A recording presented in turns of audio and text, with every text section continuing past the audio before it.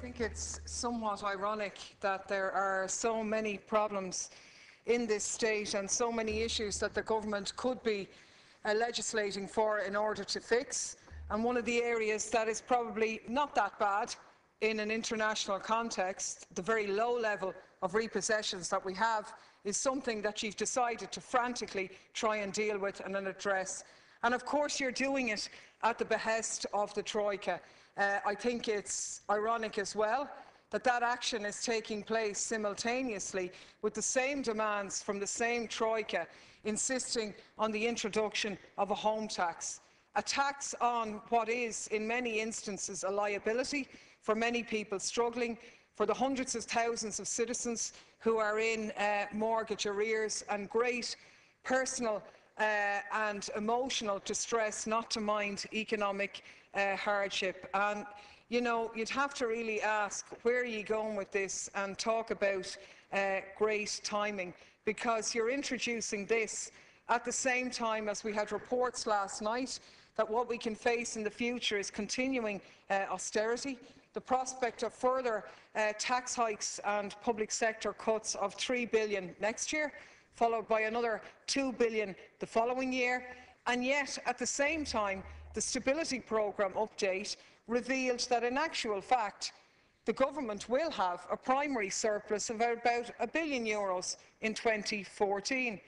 In other words, that we're collecting now about $1 billion more in tax revenue than we're spending out on public services. And the reason for our national debt, and the reason why that surplus isn't something that we can enjoy the benefits of to develop public services and so on, is because of the enormous national debt, a debt that was in the main undertaken to bail out banks and to bail out bondholders. And that's the nub of this issue. And yet those very same people whose actions are crucifying ordinary workers and citizens in terms of their pay packets are the very ones now who are also putting the squeeze on in terms of people in their own homes. And I do think that it is a little bit sad, actually, the speed at which you can move to address what's been in a derogatory way being called a loophole, which is, I would actually call it a safeguard and a good thing that's there, but you're actually moving quicker to make it easy to repossess properties through the courts. And I think the points have been well articulated by other deputies about why that needs to be absolutely balanced in terms of protecting lenders, and why a number of amendments are going to have to be pushed through at various stages of the bill later on. I'm not going to repeat those points, but I would pose the question in general as to how could it be a good thing that people's homes were going to be repossessed, and how is that going to benefit anybody, not least the overall economy? Because while the government can say that the family home is being protected and will only be seized as a last resort, the reality is that all of us know that that's not the experience even at the moment. And if the law is changed further, then that is actually going to accelerate further. My colleague, Deputy Collins, this afternoon had a phone call to her office from a very distressed woman, a woman who's having terrible dealings with Bank of Ireland, whose mortgage is unsustainable as a result of a separation. Her husband has left the country, left the mortgage long ago. She herself has lost her job 2 or 3 years ago, and the bank are putting her under enormous pressure to sell that property. And the reason why they're particularly aggressively pursuing her is that that property isn't in negative equity, and they know that they can get their money back, and then that woman, without a job, without a roof over her head, in latter years of life, is thrown out at the mercy of the local authority social housing lists or society in general, when an arrangement where she could stay in her family home is being ignored by those very same banks. Another young couple who were advised, because of they have 2 children with severe disabilities, needed a bungalow, which the local authorities couldn't survive for them, and were encouraged to buy a bungalow in order to do that. Spent a lot of money adapting the premises in order to meet their children's needs. Husband lost his job, and they are being squeezed and threatened by the subprime lenders with repossession of their homes. They made an offer a reasonable offer that would actually result in the lender getting more money than they would if they sold the house, a more sustainable mortgage, and their wishes were ignored. And where are they going to end up?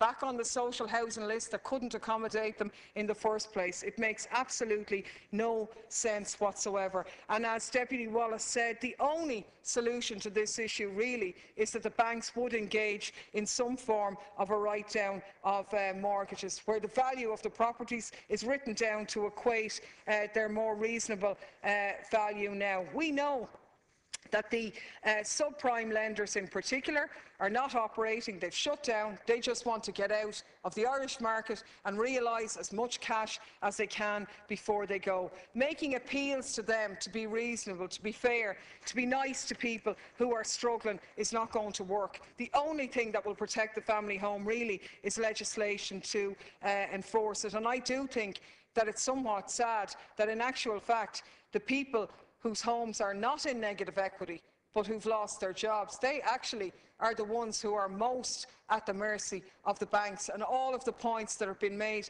about the lack of protection for borrowers are being ignored. Clearly, we've seen actions, very aggressive actions by the banks in the courts, and that's only going to get worse. Not only that, but on the other hand, we've also seen many scams, if you like, where some of the lenders are engaging in fire sales of properties that people have handed back the keys and left the countries or whatever. There's been many instances and examples of people making a higher offer for a property and the lender not accepting that, presumably because somebody they know or some friend of theirs is in the running to buy that property at a knockdown price which they can benefit from and make a killing later. And we have to put this firmly in the context of the overall economic situation. This measure and home repossessions will do nothing to protect the economy. If anything, it will lead to driving down prices and increasing suicide. And I don't say that lightly. I'm saying it very much based on the experience of what's happened in Spain. Because in Spain, the credit crunch that exists there, the rising unemployment, has resulted in a situation where home repossessions are at a record level. Almost 30,000 repossession procedures in the first quarter of this year alone in Spain, an increase of 126% in 08, 59% in 09, and in actual fact the numbers are probably higher because a number of repossession procedures often involve more than one property at any one time. And with the result that the banks have over 20 billion of repossessed properties on their books, which in and of itself is causing a problem in the commercial courts and so on. Nobody is benefiting from that situation. I think overall almost 400,000 evictions have taken place, and studies have been undertaken which show that situation is demonstrably linked to the frightening rise in suicide that has taken place in Spanish society. And it's a bit ironic when we've heard so much here about suicide in relation to pregnant women who may need an abortion, and everybody in a big flap about that, but nobody really taking into account the very real pressure on people from the economic situation and their housing difficulties brought on by the crisis. And I'm not going to repeat the points made by others, but we have seen those like New Beginnings, like FLAC and like the other organisations explaining how they meet every couple of weeks thousands of people who are literally at their wits' end, people who are at an incredibly low ebb, hundreds of cases every week of people struggling, trying to engage with the banks and get fairer settlements, but being ignored. And if anything, well, we all know that this bill is designed to make that situation not better for them or worse. This is going to add to their pressure. And really, what's been spoken of here is that the lives and well-being of our citizens is being sacrificed on the altars of the banks, because the banks have been bailed out and they in turn are putting the squeeze on us. They're the same people who are objecting to this. I think it was quite correct of Deputy Wallace to highlight the bailout to independent newspapers. They are precisely the organs who champion government policies, who stand idly by and allow a situation go unchallenged, where the taxpayer and ordinary citizens bail out developers through the areas of NAMA. Billions of money of taxpayers' expense to developers, many of whom continue on trading, and the ordinary taxpayer has been the one to pick up the can on that. Where's the objection coming from independent newspapers? Well, they don't have any, because obviously they've been bailed out as well. But they're the very ones to champion and warn and say, oh no, we can't have a similar write-down for hard-pressed homeowners, because that suddenly will taint everything. That suddenly might be moral hazard and be negative for everybody else. Well, that's not the case. Keeping people in their homes with sustainable, real solutions is of benefit to those individuals, it's of benefit to society, and it certainly won't be facilitated by this bill.